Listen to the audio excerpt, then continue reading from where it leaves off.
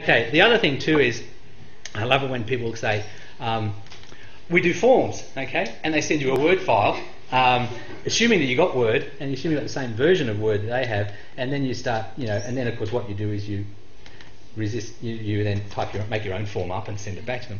Okay, that's sort of gone away a little bit because people have said, oh, I'll send you a PDF of the form. And you go, that's terrific. And the first thing you attempt to do is click here and type it in. Okay? And you go, well, it's not a PDF of the form, it's just a picture. Okay? And I get this from my kids' school. They send out forms all the time, and every single time I do this, and I send it back to them, and they now email me back saying, how do you do that? That's fantastic. And I said, let me sell you something. All right. So what I'm going to do is, the beauty of this is, again, Acrobat could do this all the time. We just do it better, and it's easier to get it with 10. And I'm going to go to Forms on Action Wizard, Forms, and really I'm just going to hit Create. And what it does is it steps me through the process. Do you want to use this current document? Yes, I do. Do you want to use current? Yes, thank you, there I do. And it goes through and it finds anything that's a line and it makes it a form. Okay, that's about all we have to do. I can't believe you go, ooh, because that's in Acrobat 9, okay? And a lot of it's in Acrobat 8 as well, but it just does it better, and it does it with more fidelity. The best thing about this, though, with Acrobat 10 is, and I really mean this, you can send this to someone who just has the reader, and they can fill it in and save the form. I'm going to put it on because previous versions of the reader, you couldn't save the form. Okay, you couldn't save the data, the form with the data. Now you can. All they got to do is just get the free Reader 10.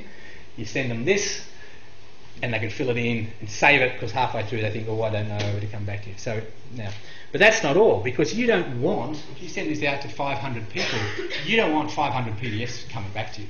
Okay, you just want the data. And I use the number 500 very carefully because you're allowed to do it, send out the one form 500 times. With the version of Acrobat 10. Okay, what happens if you send out 501? Well, nothing, but the next thing I'm about to show you only collects 500. So what you do, I'm not even going to worry about it now, once you do it, you hit distribute, and what it does, it says, there's a couple of things, I'm going to really race through this.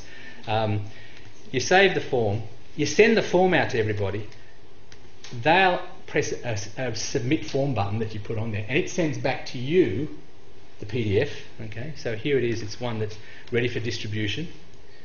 They send you back the PDF, you double click the PDF. What Acrobat does is it throws away the PDF and just gives you the data because you don't want 500 PDFs, you just want the data, okay, that's going to tell you what it is. That's what you end up with, okay. You end up with this in your original PDF, okay, and you may say, well, that's fine, but Conrad Sims has called me back and he wants to prove the form. He needs a copy of his form back, okay? So the form's already there. You just double click this one and there's Conrad Sims's form, okay? I can close that down and I can pick up Alex or Sarah Rose's form and that's Sarah Rose's form, okay? But I don't need all the PDFs. I just actually want the data because then when they will come back, I just export it as, a Microsoft Word doc or a CSV, Microsoft Excel, CSV and XML. Okay, so we build into Acrobat 10 this little forms workflow, and all you need is email and reader back out there, and 500, it'll do 500 lines. Okay, we can do more, but then my other colleagues will sell you some big iron server system to do that. All right, so exporting to different formats, a forms workflow. I'm going to skip all of that because that's more than enough for Acrobat. But this one, if you're in printing, okay, you need to get Acrobat 10 for one reason only. Okay. Again, it's because people have Word docs and they'll do something lovely and they'll send it to you and the whole damn thing's in RGB. Okay. That's not a problem because you'll use Acrobat to turn it to CMYK. Except that everything they've used as black turns into 4-plate black. Okay. Acrobat 10, and I've got to be honest here, it's version 10, you'd think we would have done it before now, but okay, treat greys as black plate only greys.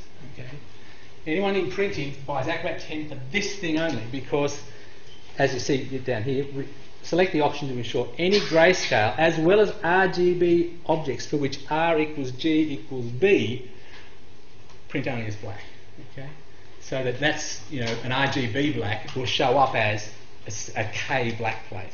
Okay, or you can, as you see, you can preserve black, and that's it. If you're going from CMYK to CMYK conversion, the black stays as black. We don't redo the CMYK version. And the same thing with CMYK primaries. If C equals M equals Y, okay, it'll still be that as black, rather than, you know, if you do, sorry, that's one way. If C only, so if it's 100%, let's say it's 80% cyan, it stays 80% cyan, even if you're changing the separation profile that you're using. Okay, that's for primary CMYK colour. So these three here, treating greys as black only, preserving R equals G equals B as black, and any 100% colours as 100% colours, even if you're changing CMYK to CMYK. That's been a long-standing request, and it means you can actually now separate Word documents correctly. Okay, or PowerPoint newsletters.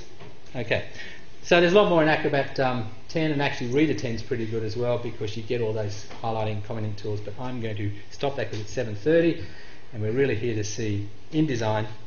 But before I even get to InDesign, who's had a go at Muse?